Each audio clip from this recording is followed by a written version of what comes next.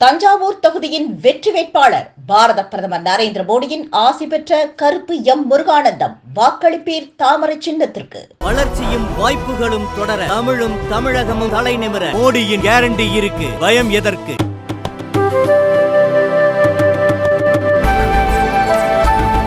மக்களவைத் தேர்தலில் எதிர்பார்க்கும் வெற்றி காங்கிரசுக்கு கிட்டவில்லை என்றால் ராகுல் காந்தி ஒதுங்கிக் கொள்ள வேண்டும் என்று பிரசாந்த் கிஷோர் தெரிவித்துள்ளார். தனியார் செய்தி நிறுவனம் ஒன்றிற்கு பேட்டியளித்த தேர்தல் வியூக நிபுணர் பிரசாந்த் கிஷோர், 10 ஆண்டுகளாக ராகுல் காந்தியால் காங்கிரஸ் கட்சிக்கு வெற்றியை தேடித்தர முடியவில்லை. எனினும் தற்போதும் அவர்தான் காங்கிரஸ் கட்சியை வழிநடத்தி வருகிறார். கட்சியை மற்றவர்கள் நடத்த அவர் அனுமதிக்கவில்லை. கடந்த 10 வருடங்களாக இப்படியே செயல்பட்டு வெற்றி பெறாமல் இருக்கும்போது அவர் ஓய்வெடுத்துக் கொள்வதால் காங்கிரசுக்கு எந்த பாதிப்பும் ஏற்பட்டு விடாது. அடுத்த 5 ஆண்டுகள் வேறு யாராவது காங்கிரஸ் கட்சியை வழிநடத்த அவர் அனுமதிக்க வேண்டும் என்று தெரிவித்துள்ளார். மேலும் தனக்கு எல்லாம் தெரியும் என்று ராகுல் காந்தி நினைக்கிறார். உதவியின் தேவையை அவர் உணரவில்லை என்றால் யாரும் அவருக்கு உதவ முடியாது.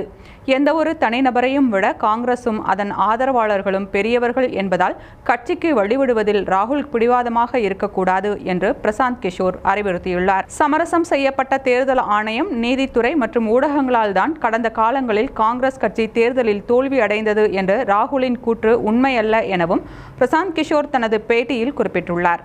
மக்களவைத் தேர்தலில் தோல்வி அடைந்தால் ராகுல் காந்தி ஒதுங்கிக் கொள்ள வேண்டும் என்று பிரசாந்த் கிஷோர் பேசியிருப்பது காங்கிரஸ் கட்சியினரிடையே அதிர்ச்சியை ஏற்படுத்தியுள்ளது.